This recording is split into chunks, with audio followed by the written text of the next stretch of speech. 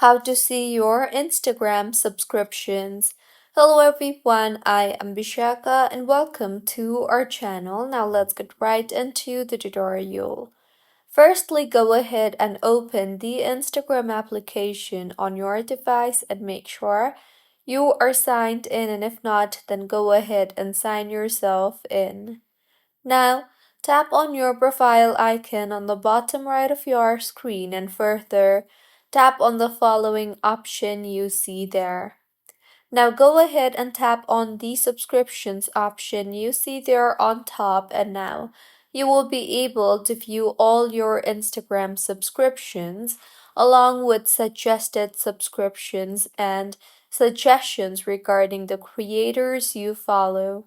So, this is how you can see your Instagram subscriptions. If you find this tutorial helpful, please like the video and do comment if you have any queries. Also, do subscribe to our channel for more helpful tutorials like this.